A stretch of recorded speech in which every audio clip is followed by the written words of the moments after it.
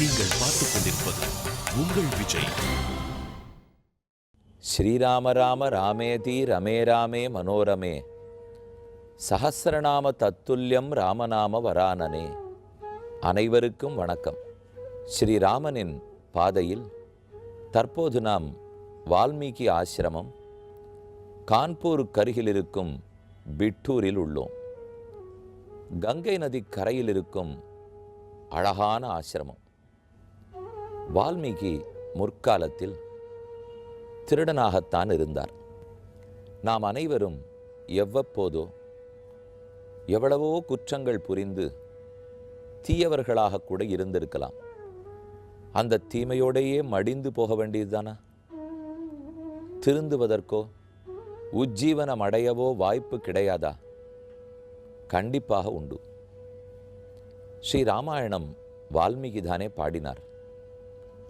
அவருடைய கதையிலிருந்தே எப்படி தாழ்ந்திருந்தவனும் எவ்வளவோ உயர்ந்தவனாய் உலகமே போற்றத்தக்கவனாக ஆகலாம் என்று புரிந்து கொள்ளுகிறோம். வால்மீகி ஒரு திருடர், வழிப்பறி கொள்ளைக்காரர். ஓர் நாள் காட்டு மார்க்கத்தில் அவர் ஒரு முதியவர் சான்றோரை கண்டார். கொள்ளையடிக்க போனார். ஆனால் அந்த முதியவருக்கு தள்ளாத வயது, சோறு தண்ணி இல்லை, துன்பப்பட்டு கொண்டிருந்தார். அவரிடத்தில் இருந்த இரக்கம், திருடர்களுக்கும் இரக்கம் இருக்குமே. எந்த ஜீவராசியை பார்த்தாலும் இயற்கையில் ஒரு இரக்கம் நம்மிடத்தில் பொங்கும். அதை காட்டினார். அவருக்கு வேண்டிய பணிவிடைகளை செய்தார். நீர் என்ன செய்கிறீர்? என்ன அந்த சான்றோன் கேட்டார். திருடி கொண்டிருக்கிறேன் என்று தைரியமாக உண்மை கூறினார் வால்மீகி.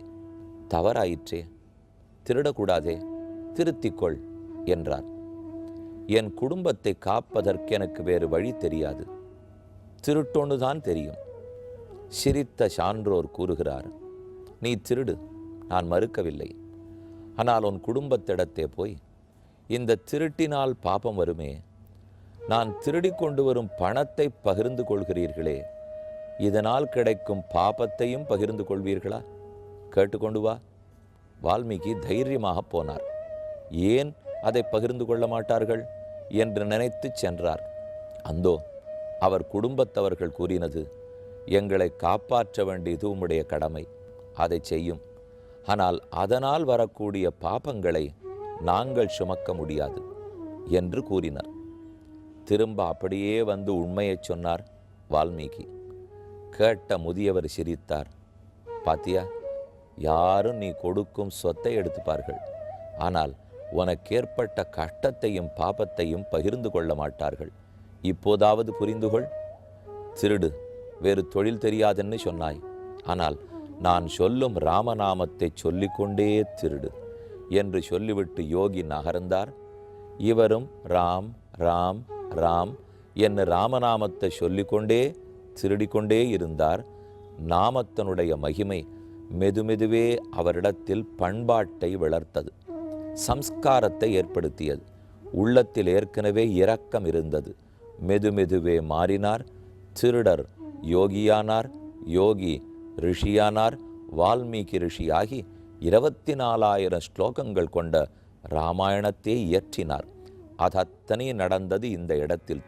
कूजन्तं राम रामेति मधुरं मधुराक्षरम् आरुह्य कविताशाखां वन्दे वाल्मीकिकोकिलम् वाल्मीकिर्मुनिसिंहस्य कवितावनचारिणः शृण्वन्नाम कथानादं को नयाति परां गतिम्. இவ்வளவு நேரம் நாம் அவரை திருடர் ரூபமாகவும் ரிஷி ரூபமாகவும் அவர் ராமாயணம் பாடிய இடத்தையும் அனைத்தையும் பார்த்தோம். நமக்கும் சிறந்த யோகியாக வேண்டுங்கிற விருப்பம் இருக்கும். அதற்கு அடிப்படை எது தெரியுமா? பொய் பேசாமை, திருடாமை. சத்தியம் பேச வேணும், திருடக்கூடாது. இந்த ரெண்டும் அடிப்படையில் இருக்குமானால் தன்னடையே நம் இரக்கம் வளர்ந்து உயர்ந்த ஸ்தானத்தை அடைந்து விடுகிறோம். வால்மீகி ஆசிரமத்துக்கு நாரதர் வருகை புரிந்தார். இப்படி வால்மீகி திருடரார்ந்தவர் ரிஷியாக மாறி இருக்கிறார். அவரை சந்திக்க நாரதர் வருகிறார். ரிஷியை விழுந்து நாரதரை வணங்குகிறார் வால்மீகி. வால்மீகியின் உள்ளத்தில் ரொம்ப நாளாக ஒரு சந்தேகம். நாம் எப்படியோ பண்பே இல்லாதிருந்தோம், தீய நடத்தைகளோடு இருந்தோம். இப்போ மெதுவாக திருந்திருக்கோம். நம்ம மனசுலையே உயர்ந்த பல பண்புகள் இப்போ படுறதே. அந்த அனைத்து பண்புகளும் ஆரிடத்துலையான்னு இருக்குமா? ஏன்னா அவர் தீயவராக இருந்து மாறினரவு இல்லையா? அவர் உள்ளத்தில் சந்தேகம். உலகத்தில் எத்தனையோ நல்ல பண்புகள் இருக்கின்றனவே, அவை அனைத்தும் ஒத்தரிடத்தில் இருக்குமா என்ன அவருக்கு சந்தேகம். கேட்டுவிட்டார். தபஸ்வாத்தியாய நிரதம் தபஸ்வி வாக்விதாம் வரம் நாரதம் பரிபப்ரச்ச வால்மீகிர் முனிபுங்கவம். தபஸ் தபஸ் என்றால் ஆலோசித்தல், மேலும் மேலும் விசாரித்தல், அறிந்து கொள்ள வேண்டுங்கிற ஆசை. அந்த ஆசை மட்டும்தான் வால்மீகி இடத்துல இருந்தது. இப்போ நாம இருந்தால் ஒருத்தர் வந்து நம்மக்கிட்ட சந்தேகம் கேட்டால், உனக்கு என்ன தெரியும், உனக்கு என்ன தகுதி இருக்குது என்று வள்ளுன்னு விழுவோம். நாரதர் என்ன சொல்லியிருக்கணும்? நேற்று வரைக்கும் நீர் திருடன், இன்னைக்கு என்னை பார்த்து கேள்வி கேட்குறீங்களா? நல்ல நியாயம் சொல்ல முடியாது. என்னை எரிஞ்சு விழுந்திருக்கணும் அல்ல, நேற்றெப்படியும் இருக்கட்டும். இன்று திருந்தி விட்டார். அவருக்கு வேறு தகுதி வேண்டாம், விருப்பமே தகுதி, ஆசையே தகுதி. அதைத்தான் ஆன்மீகத்தில் நம்ம நன்னா புரிந்து கொள்ள வேண்டும்.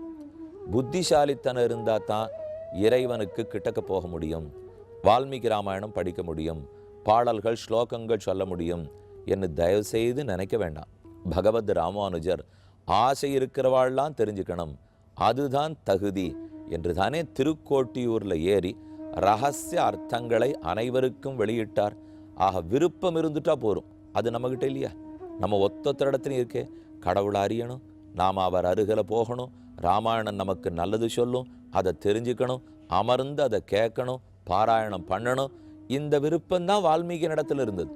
அதற்கு மேலே ஒரு தகுதி அவரிடத்தில் இல்லை. இத்தனைக்கும் நாமெல்லாம் திருடார்களாக இருக்கல, அவர் திருடனாகவே இருந்தார்.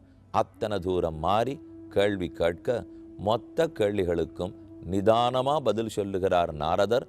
இதோ ராமன் ஒருத்தந்தான் அத்தனை குணங்களும் உடையவர்.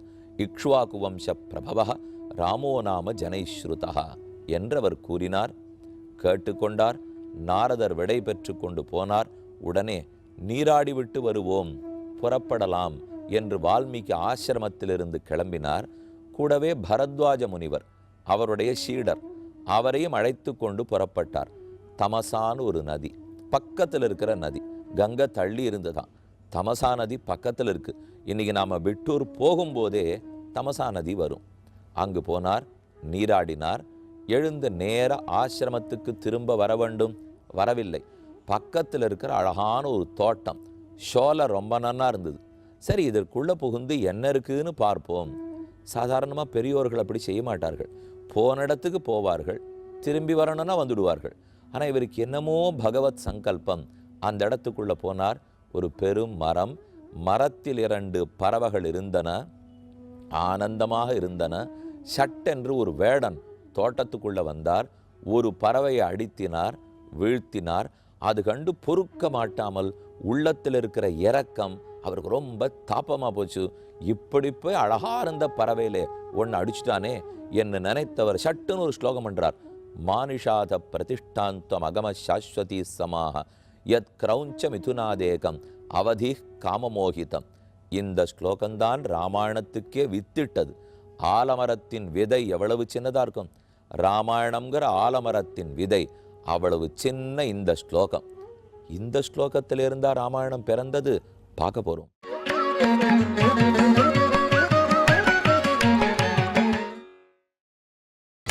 நீங்கள் பார்த்துக் கொண்டிருப்பது உங்கள் விஜய். மானிஷாத பிரதிஷ்டாந்தம் அகம சாஸ்வதி சமாக யத் கிரௌஞ்ச மிதுனாதேகம் அவதி காமமோகிதம். வால்மீகி இயற்றிய முதல் ஸ்லோகம் இது. தோட்டத்துக்குள் புகுந்தவர் நீண்ட மரத்தில் இருந்த 2 பறவைகள். அதில் வேடன் ஓர் பறவையை அடித்து வீழ்த்தினான். உடனே வால்மீகியின் உள்ளத்தில் இரக்கம் பொத்துக்கொண்டு பிறந்தது. வேடனே, நன்கிருந்த பறவையைப் போய் அடித்தாயே, உனக்கு எல்லா அமங்கலங்கள், உனக்கு ஒரு நன்மை உண்டாகாது, தீமையெல்லாம் உண்டாகட்டும் என்று சபித்து விட்டார். ஒரு ரிஷி, ஏதோ ஒரு பறவை இறந்து விழுகிறது, அவ்வளவு இரக்கமா வரும்? சனாதன தர்மத்தின் அடிப்படையே ஓரொரு ஜீவராசியினிடத்தும் இரக்கம் காட்ட வேண்டும், துன்புறுத்தக்கூடாது. இதைத்தான் அஹிம்சா அஹிம்சா என்று சொல்லுகிறோம். நம் மனத்தாலோ மொழியாலோ உடலாலோ யாரையும் ஹிம்சிக்கக்கூடாது. அதை நாம் கடைப்பிடித்து கொண்டே வந்தால் மெதுமெதுவே யோகம் வளரும். நம்ம எல்லாரும் தியானிக்கணும்னு ஆசைப்படுறோம் இல்லையா? ராமனை தியானிக்கணும், ஹனுமாரை தியானிக்கணும்.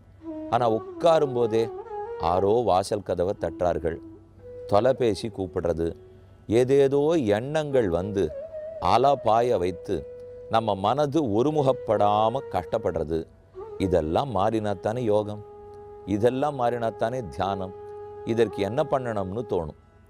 அடிப்படையில் சிலது எல்லாத்தையும் பண்ணோம்னா யோகமும் தியானமும் நன்கு கைகூடும்.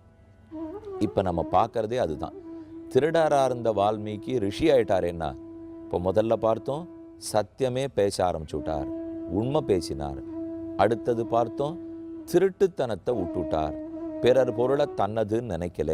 இப்போ மூணாவது பாருங்க, ஜீவராசிகளிடத்தில் இரக்கம், மனித நேயம், ஜீவ காருண்யம், தயை, யாரையும் துன்புறுத்தக்கூடாது. ஒரு பறவை விழுந்ததை கண்டு நம்ம எத்தனை நாய் ரோட்டில் அடிபடுறதை பார்க்குறோம், எத்தனை பறவை விடுறதை பார்க்குறோம். நமக்கு என்ன இரக்கம் பொத்துன்னு வந்துடுறதானே? ஆனால் அவர் ரிஷி வேற, நம்ம சாமானிய மனிதர்கள், நமக்கு இரக்கம் வந்திருக்கணும்.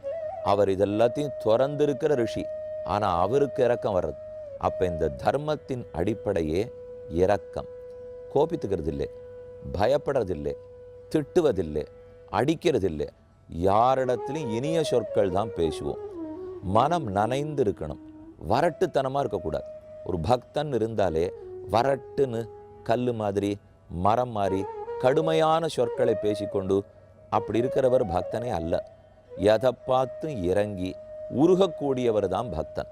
ஆனால் உலகத்தில் இயற்கையாக துன்பங்கள் வருமே, அதை கண்டு பக்தன் கலங்கவே மாட்டார், அதில் ரொம்ப உறுதியாக இருந்துடுவார். ஆனால் இதை போல எது நடந்தாலும் உருகுகிறார். ஸ்லோகம் சட்டுன்னு வாயில் வந்தது, முடிந்தது. தோட்டத்திலிருந்து புறப்பட்டார், நேர தன் ஆசிரமத்துக்கு பரத்வாஜரோட வந்தார். ஆசிரமத்தில் அமர்ந்து கொண்டிருக்கிறார். இன்னைக்கு அந்த வால்மீகி ஆசிரமத்தை சுற்றி சுற்றி பார்க்கலாம், எவ்வளவு நேரம் வேணால் பார்க்கலாம்.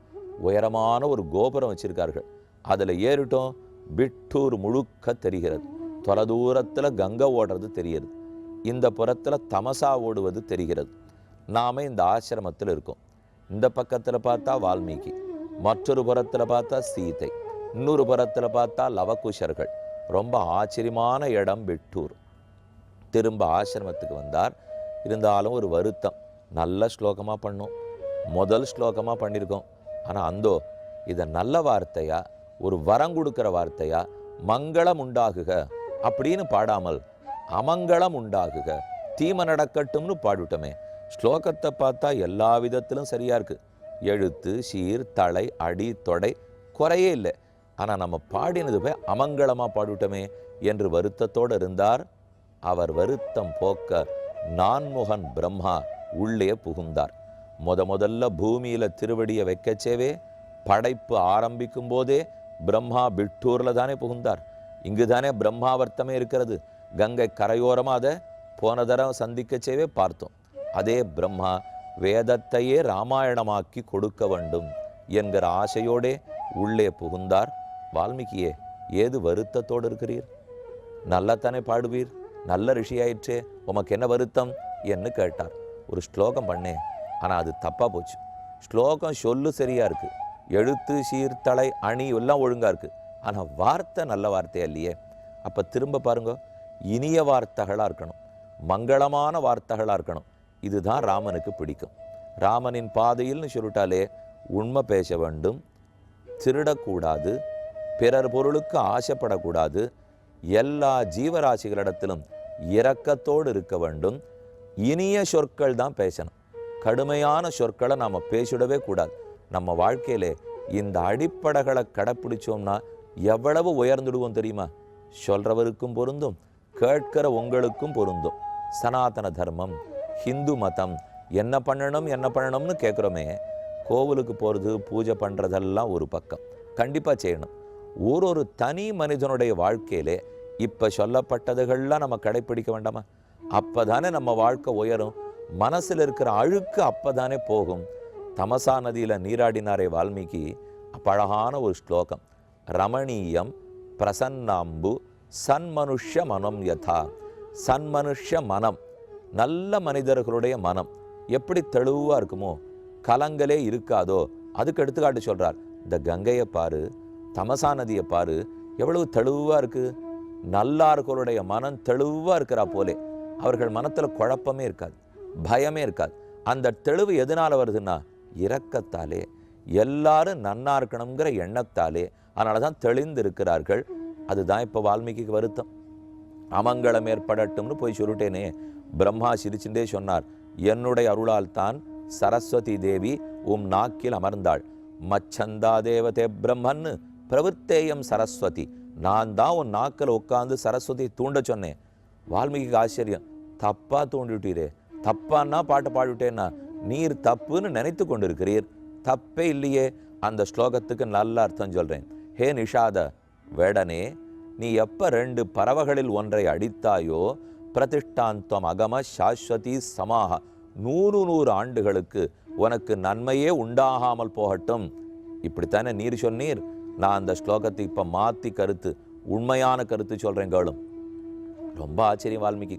நாம் ஒரு ஸ்லோகம் பண்ணால் இவர் வேற அர்த்தம் சொல்கிறேங்கிறாரே. மா என்றால் மகாலட்சுமி. மகாலட்சுமியை திருமார்பில் கொண்டிருக்கும் ஸ்ரீனிவாச பெருமான். ஸ்ரீனிவாச பெருமான் இங்கெங்கு வந்தார்? அவர் திருப்பதியிலன்னோ இருந்தார்னா சொல்றார் பிரம்மா, திருமகளை மகாலட்சுமியை திருமார்பில் ஏந்தி கொண்டிருக்கும் பெருமான், அவனுக்கு வணக்கம். இந்த ஸ்லோகம் கடவுள் வணக்கம், பகவத் வந்தனம். நீரே இதை சாபம் நினைத்துக் கொள்ளுகிறீர்.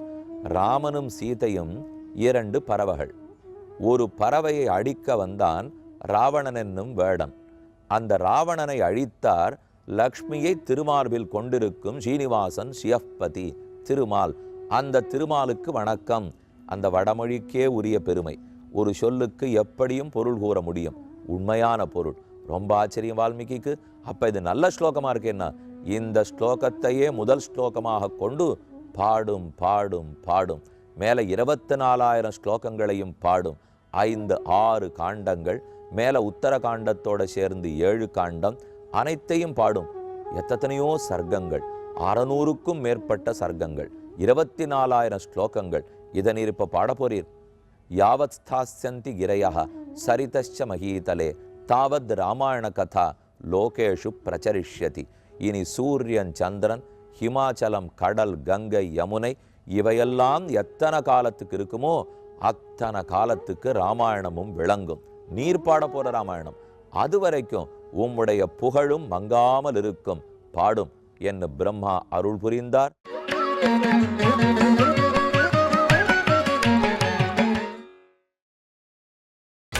நீங்கள் பார்த்துக் கொண்டிருப்பது உங்கள் விஜய்.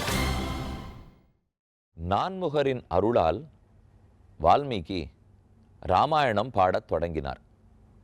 24,000 ஸ்லோகங்களை பாடினார். அதை சீதையினுடைய புதல்வர்களான குஷனுக்கும் லவனுக்கும் சொல்லி வைத்தார். 7 ஸ்வரங்களோடே கூட வீணை முதலான வாத்தியங்களில் வைத்து மீட்டுமா போலே பாடுவதற்கும் பேசுவதற்கும் நினைப்பதற்கும் மிக இனிமையாக இருக்கக்கூடிய ராமாயணத்தை குழந்தைகளெல்லாம் பாடினார்கள். ஓரோரிடமாக போய் பாடினார்கள்.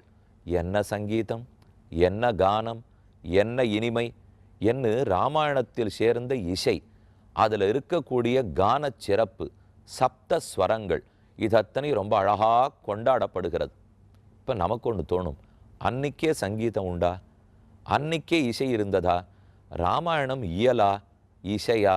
அதில் இருக்கிற கானம் சங்கீதத்தின் சிறப்பு என்ன தெரிஞ்சுக்கணும்னு ஆசையாக இருக்கு இல்லையா? அதை முதல்ல கேட்டு தெரிஞ்சுப்போம். நமஸ்காரம். நமஸ்காரம். பெரிய பாக்கியம், ராமாயணத்தை கேட்குறதே பாக்கியம். அதுவும் சங்கீத விஷயங்களை நாங்கள் அதில் தெரிஞ்சுக்கிறதுங்கிறது ஒரு பெரிய ஒரு வரப்பிரசாதங்கள். எங்களுடைய முன்னோர்கள் அத்தனை பேரும் ராமாயணம், பாகவதம், பாரதத்தை பாராயணம் பண்ணி அதுலேருந்து வந்த ஒரு ஆஃப் ஷூட் தான் எங்களோட காம்போசிஷன்ஸ் எல்லாம். ஸோ இது ஒரு ஒரு ஸ்ட்ராங் பிணைப்பு இருக்குது இந்த ராமாயணத்துக்கும் சங்கீதத்துக்கும். ஆனால் அது நடுவில் எங்களுக்கு சில மனுஷ சுபாவத்தினால சில சந்தேகங்கள் ஏற்படுறது. இந்த சந்தேகங்களை நிவர்த்தி பண்ணணும்னு நாங்கள் ரொம்ப ஆசைப்பட்றோம். முதல்ல ராமாயணம் இசைக்கப்பட்டது இயலாகவா இல்லை இசையாகவா? சந்தேகங்கள் கண்டிப்பாக வரவேற்கத்தக்கவை. அது தெளிஞ்சால் தான் மனசு தெளியும். மனசு தெளிந்தால் தான் எந்த உயர்ந்த சிந்தனைகளுமே அதில் வரும். வால்மீகி ராமாயணத்திலேயே பாட்யே கேயேச்ச மதுரம் பிரமாணை ஸ்திரிபிர் அன்பிதம் என்கிற ஸ்லோகமே வருது. பாடுவதற்கு மிகவும் இனிமையாக இருக்கக்கூடிய ராமாயணத்தை வால்மீகி இயற்றினார். ஏன்னா சனாதன தர்மத்தினுடைய அடிப்படையே பக்தி சங்கீதம். அதனால் அது இசையாகவே இயற்றப்பட்டது. நாம் இயலாக பாராயணம் பண்ணிக்கிறோம். எப்பவும் இசையாகவே பாடிக்கொண்டிருந்தால் நேரம் பிடிக்கும், ரொம்ப நேரம் ஆகும். அதனால் அதை இயலாக பாராயணம்ங்கிற முறை வச்சுன்னு இருக்கோம். ஆனால் அது இசையாகவே பாடப்பட்டது. இசையோடே லவகுஷர்களுக்கு சொல்லி கொடுக்கப்பட்டது. லவகுஷர்கள் பெரிய சங்கீத வித்வான்களாம். அவர்கள் அந்த வித்வத்தோட ஓரோரு இடத்துலையும் போய் போய் ரிஷிகளுக்கு பாடி காட்டுறா.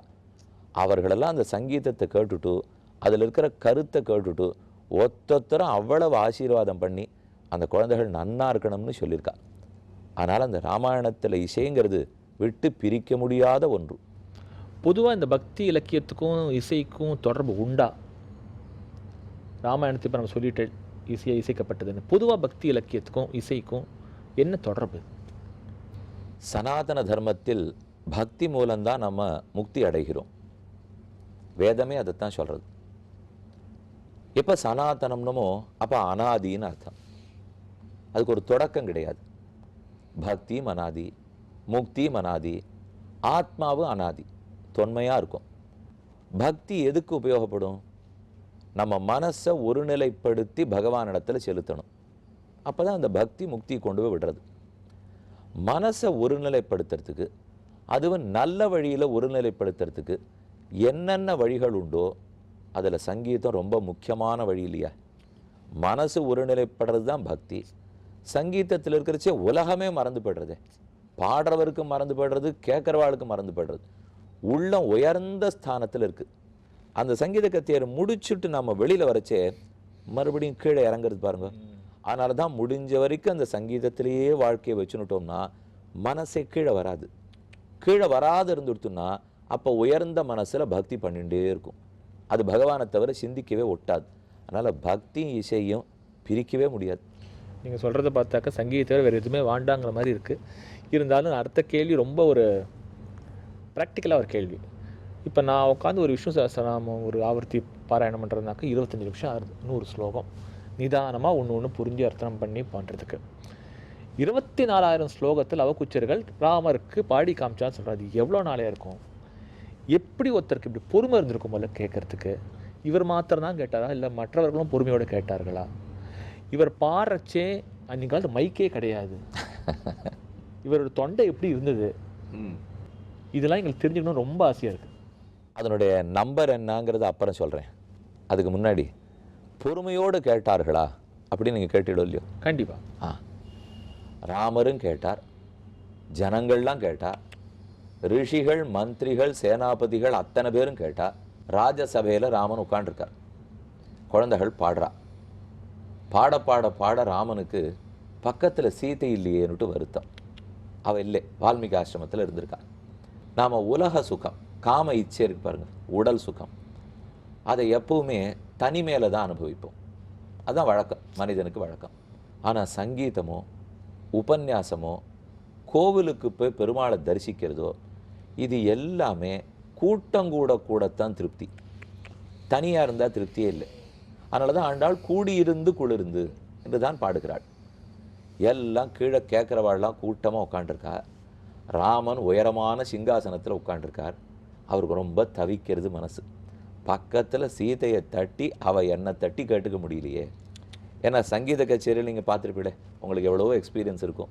ஒருத்தருக்கு ஒருத்தர் பார்த்து சிரிச்சுண்டு ஹா ஹா பேஷ் பேஷ் எல்லாம் சொல்லிட்டு கேட்குறமோ இல்லையோ. ராமன் யாரை பார்த்து சிரிப்பார்? கீழே உட்காண்டிருக்கா ஜனங்கள்.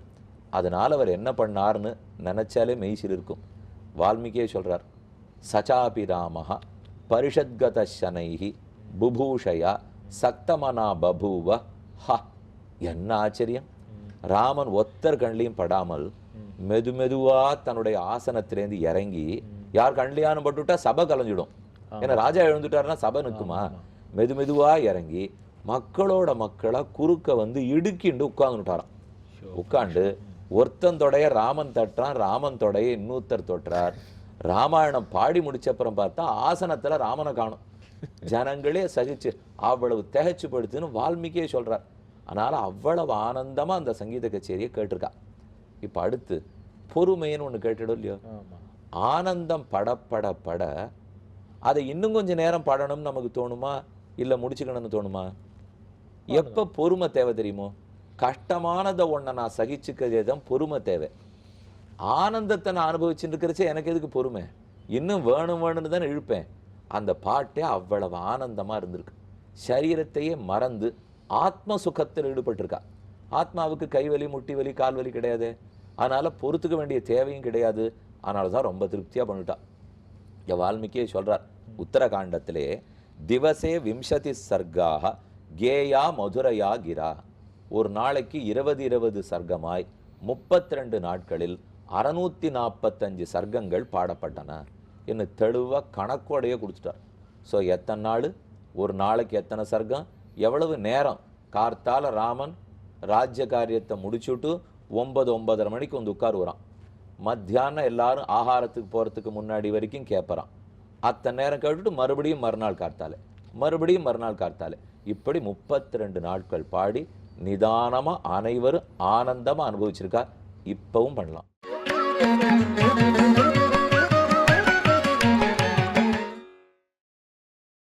நீங்கள் பார்த்துக் கொண்டிருப்பது உங்கள் விஜய். நாங்கள் பாடுற கர்நாடிக் கம்போசர்ஸில் ஒத்தர் கூட ராமரை பாடாமல் இல்லை. அருணகிரிநாதர் பரம முருக பக்தர். ஆனால் முதல் திருப்புகளிலே ராமரை பற்றி மென்ஷன் பண்ணுறார். ராமலிங்க அடிகளார் பரமேஸ்வரன் பக்தர், ராமரை பற்றி பாடுறார். ராமரை பற்றி பாட கம்போசர்ஸ் எங்களுக்கு கிடையாது. ஏன் ராமர் பாடலை? கிருஷ்ணர் புல்லாங்குழல் வாசிக்கிறார், அப்புறம் நாரதர் வீணா தம்புரா எல்லாம் இருக்குது, சரஸ்வதி வீணா வாசிக்கிறார். ராமர் ஏன் பாடவில்லை? அவர் ஏன் அதை கற்றுக்கலை? கான லோலான் இருக்கு, அப்புறம் சங்கீத லோலான்லாம் ரெஃபரன்ஸ்லாம் இருக்குது, ரசிச்சார்ன்னு இருக்கு. கற்றுக்கிறது என்ன தடுத்தது அவர்? ராமர் சங்கீதத்தை ரசிச்சாருங்கிறது இப்பவே பார்த்துட்டோம். இந்த கதையிலிருந்து ரொம்ப ரசிச்சிருக்காருன்னு தெரியுது. முக்கியமா ராமருக்கு சங்கீதம் ரொம்ப நல்லா தெரியும், அதுல குறையே இல்லை. ராமர் பேசினாலே சங்கீதம் பாடுறாப்புல இருக்குங்கிறார் வால்மீகி. இப்போ உங்களுக்கு பாட்டு தெரியும், நீங்க ஒரு நாள் ஏதானும் அழறீல்னு வச்சுங்களேன், அது நன்னா சுஸ்வரமா இருக்கும், அபஸ்வரமா இருக்காது. இதை பத்தி கோபிகா ஸ்திரீகள்லாம் கண்ணனை பிரிஞ்சு தேடின்னு போய் அழறா. சுஸ்வரம் ருருதுகு என்று சொல்றார் ரிஷி. அவ அழுதா, ஆனா ஸ்வரத்தோட அழுதாங்கிறார். எங்க தாப்பனார் வேடிக்கையா சொல்லுவார், பாட்டு தெரிஞ்சவா அழுதா அதுவும் ஸ்வரத்தோட இருக்கும், பாட்டு தெரியாதவன் பாடினாலே அழறாப்புல இருக்கும். அத மாதிரி இப்போ பாட்டு ரொம்ப நன்னா தெரிஞ்சவர் ராமன், ஆனால் அவர் பெரிய சக்கரவர்த்தி. சக்கரவர்த்தின்னு விட்டால் அந்த சங்கீதத்தை ரசிக்கலாம். இப்போ கண்ணன் பாடினார்னுலே, அவர் பாடினதோ புல்லாங்குழல் வாசிச்சதோ துவாரகைக்கு ராஜாவை ஆனப்புறம் இல்லை, அவர் கண்ணனா கோகுலத்தில் இருக்கும்போது பண்ணியிருந்தார். அப்போ நாட்டை ஆள வேண்டிய பொறுப்பு அவருக்கு கிடையாது. ராஜாவா இருக்கிறவெல்லாம் கூட பாடகர்களாக இருந்திருக்கா, நமக்கே தெரியும். ராஜா பாடியிருக்காளே, ஆனால் அந்த ராஜாவா இருக்கிறத விட்டுடுவாவா. 2 பொறுப்பை ஒரு சமயத்தில் நம்மளால் வகிக்க முடியாது.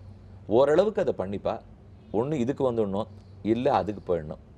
2யுமே வச்சுட்டு சமாளிக்கிறதுங்கிறது ரொம்ப கஷ்டம். ஏன்னா அதுவும் ஒரு பெரிய வேலை இல்லையா. அதனால தான் ராஜா ராமன் தான் அவ்வளவு பாட்டு தெரிஞ்சிருந்து பேசர்ச்சேவே பாடுறாப்புல இருந்தாலும் ஹனுமார் பாடுறார் நன்னா ஒத்துக்கிறார், லவகுஷார் பாடுறா ஒத்துக்கிறார். ஆனால் அவருடைய உள்ள முழுக்க அவர் சக்கரவர்த்தி திருமகனோ இல்லையோ. அதனால அந்த ராஜ்ய காரியம் மக்களை ரட்சிக்கிறது அவருக்கு முக்கியம். அந்த பொறுப்பை எடுத்துனுடவே அதை முக்கியமாக பார்த்தார். இப்போ எங்கள் போன்ற இசைக்கலைஞருக்கு ராமன் ஏதாவது பொறுப்பு சொல்லியிருக்காரா, இப்படிலாம் இருக்கணும், இப்படிலாம் பண்ணக்கூடாது அப்படின்னு? 2வது, ஒரு ராஜாவாக இருக்கவர் இசைக்கலைஞரை எப்படி நடத்த வேண்டும்? இது 2 கேள்வி. இன்னைக்கு 2மே எங்களுக்கு கன்ஃபியூசிங்காக இருக்குது. ராஜா எல்லா கலைஞர்களையும் மிகவும் ஆதரத்தோட மதிப்போட நடத்தணும். இது கம்பராமாயணம் வால்மீகி ராமாயணம் 2லையுமே அயோத்தி மாநகரனுடைய விளக்கம் தொடக்கத்தில் வருது. இந்த ஊர் எப்படி இருக்குன்னு சொல்லிட்டு தானே பாடவே ஆரம்பிக்கிறார்.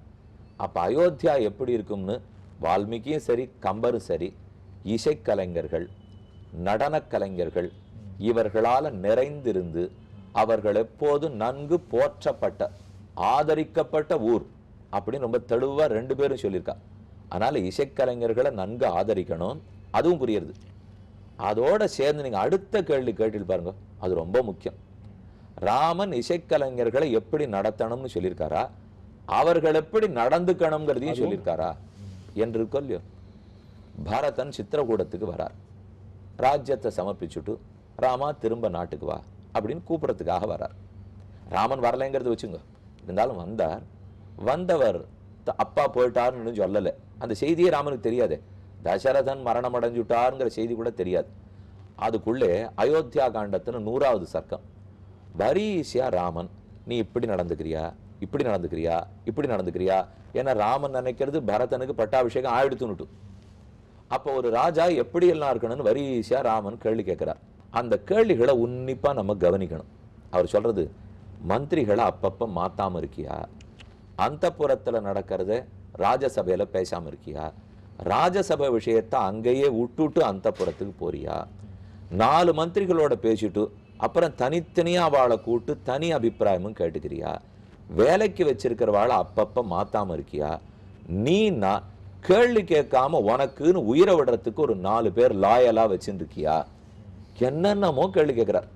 அப்படி சொல்லும்போது உன் நாட்டில் இருக்கிற கலைஞர்கள் எல்லாம் பக்திக்காக பகவானுக்காக தன்னலமற்று பாடுறவாளை வச்சுருக்கியா, நல்லவர்களை வச்சுருக்கியா, அவர்கள்லாம் எதற்காக பாடணுமோ எல்லா கலைஞர்களும், அவர் இசைன்னு மட்டும் சொல்லலை, எல்லா கலைஞர்களால் உன் நாடு நிரம்பி இருக்கா, உன்னுடைய கஜானா இருக்கிற பணம் அவர்களுக்காக நன்கு செலவழிக்கப்படுறதா, அவர்களும் எதை நோக்கி மனசு போனமோ அந்த தூய்மையான உள்ளத்தோட பிரதிபலத்தை எதிர்பார்க்காம பாடுறவாளா இருக்காளா, ஆடுறவாளா இருக்காளா, அது ஒரு பானை பண்றவாள்ல இருந்து யார் பண்றவாளா இருந்தாலும் அப்படிப்பட்டவாளை வச்சுருக்கியா இன்னொரு கேள்வி கேட்கிறார். அப்ப இசைனாலே மனம் ஒருமிக்கணும், மனம் உயரணும், தூய்மையா இருக்கணும், பிரதி உபகாரம் பிரதிபலனை எதிர்பார்க்காமல் ஆனந்தமா சுயநலமே இல்லாத பண்ணப்பட்டால் அது அப்படியே பக்தியா மலர்ந்து முக்தியில கொண்டு போய் விட்டுடுறது. அது அவர் தெளிவாக சொல்றார். ரொம்ப கரெக்டாக எங்களுக்கு சொல்லியிருக்கார். நாங்கள் கடைப்பிடிக்கணும்னு ஆசைப்பட்றோம்.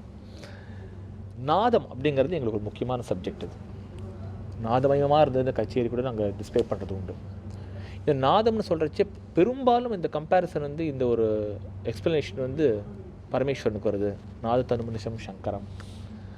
அம்பாளுக்கு நிறைய இடத்துல வருது, லலிதா சஹஸ்ரநாமத்தில் வருது, திருஷதியில் வருது, முருகப்பெருமானுக்கு வருது, நாதவிந்து கலாதி நமோ நமன்னு வருது, எல்லாருக்கும் வருது, பல தெய்வங்களுக்கு வருது. ராமருக்கு மாத்திரம் ஏன் இது குறைச்சலாக வருது? அவர் ஏன் ஒரு நாத வடிவமாக நம்ம டிஸ்கிரைப் பண்ணலை? இது ராமாயணத்திலே அப்படி இல்லையா, இல்லை நம்ம அதை டிஸ்கிரைப் பண்ணலையா? சரி, நீ கேட்ட கேள்வி வாசம். ராமனை நாத வடிவமாக டிஸ்கிரைப் பண்ணலையே ஏன் என்ன கேட்குற இல்லையா? ராமனை நாத வடிவமாக பண்ணியிருக்கிறத விட ராம நாமத்தை தான் நாத வடிவமாக பண்ணி வச்சிருக்காவ. எப்பவுமே ராமன்னாலே ராம நாமம் ரொம்ப முக்கியம். சங்கராச்சாரியர் சொல்லும்போதே பரமேஸ்வரனான பரமசிவனாரே ஜானாதி, ராமநாமத்தின் மகிமை உனக்கு தான் தெரியும். ஜானாதி தவ ராம நாம ருச்சிர் மகேஷா, ராமனுடைய நாம ருச்சி மகேசனுக்கு தான் தெரியும். அதனால தான் கேனோபாயேன லகுனான்னு பார்வதி கேட்கச்சே ஸ்ரீராம ராம ராமேதி ரமே ராமே மனோரமேன்னு சொன்னார். எப்படி சுலபமாக பகவான் அடையலான்னா ராமன் திருவடிகளை பற்றுன்னு பரமேஸ்வரன் சொல்லலை, ராமன் நாமத்தை சொல்லுன்னு தான் அவர் பதில் சொல்கிறார். அதனால் ராமன்கிறத விட ராம நாமத்துக்குத்தான் மகிமை. போகிற உயிரை கூட ராமநாமம் தடுத்து நிறுத்திடுமா. அதைத்தான் மிருத்த சஞ்சீவினியான ராமநாமங்கிறா. இப்போ இதுக்கு பிரமாணம் சொல்லிவிடுறேன், அது சொல்லிட்டா நீங்கள் கன்வின்ஸ் ஆகிடுவீங்க. இப்போ ராமாயணம் ஆரம்பிக்கும் போது தியான ஸ்லோகங்கள் பாடுறோம் இல்லையோ, கூஜந்தம் ராமராமேதி மதுரம் மதுராட்சரம் ஆருக்கிய கவிதா சாகாம் வந்தே வால்மீகி கோகிலம் வால்மீகேர் முனிசிம்ஹஸ்ஸ கவிதா வனச்சாரிணா ஸ்ருண்வன் ராம கதா நாதம் கோனயாதி பராங்கதிம். ராம கதை ராமநாமம் என்னும் நாதத்தை கேட்ட யார்தான் முக்தி அடைய மாட்டான் என்று தெளிவா இருக்கு ஸ்லோகம். அதனால ராம கதை ராமநாதம் ராமநாமம், ராம கதையும் ராமநாமமும் தான் நாதம்.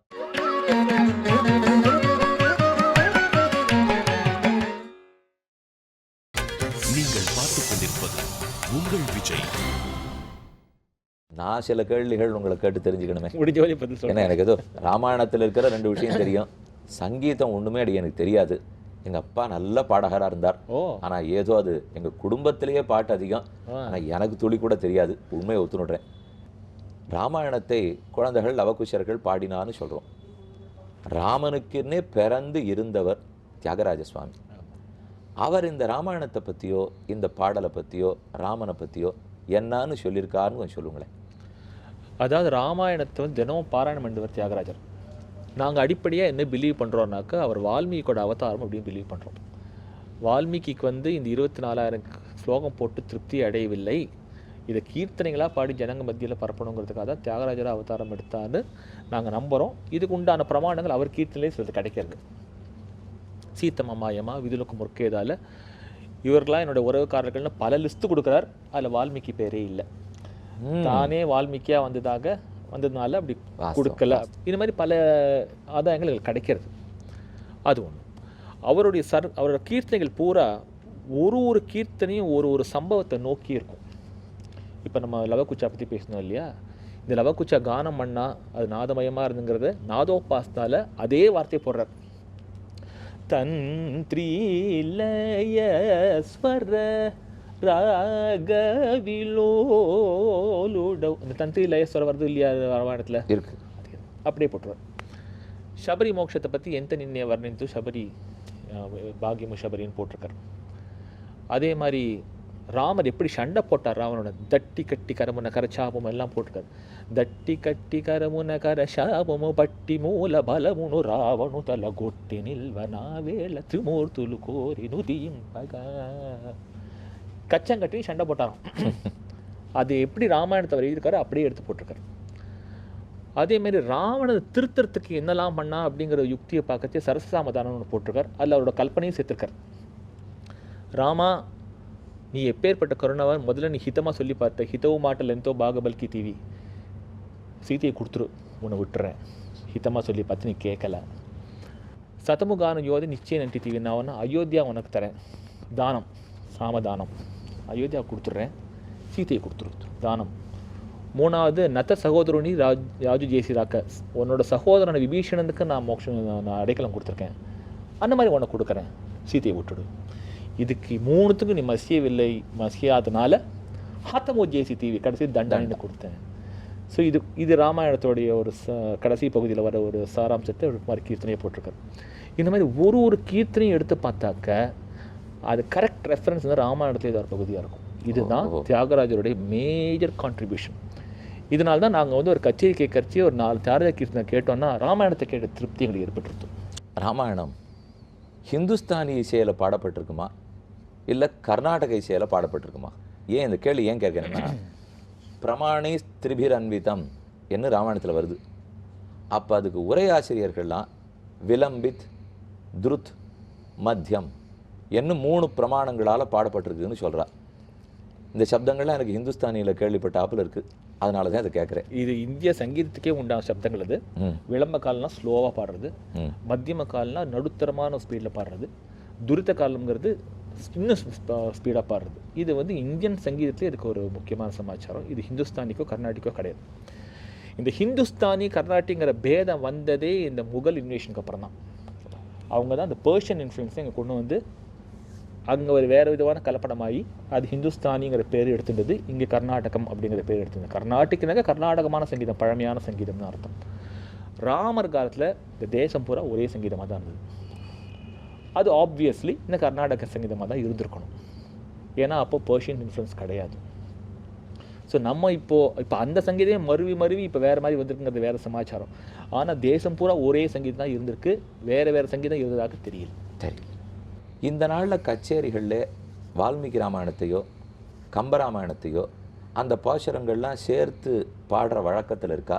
பாடினா ரசிக்குமா கேட்குறாளா? ராமாயண வால்மீகி ஸ்லோகம், கம்பராமாயண ஸ்லோகங்கள் எடுத்து கச்சேரியில் ஒரு பద్ధதியாக பாடுறதுங்கிறது இன்னி வரையும் வரல.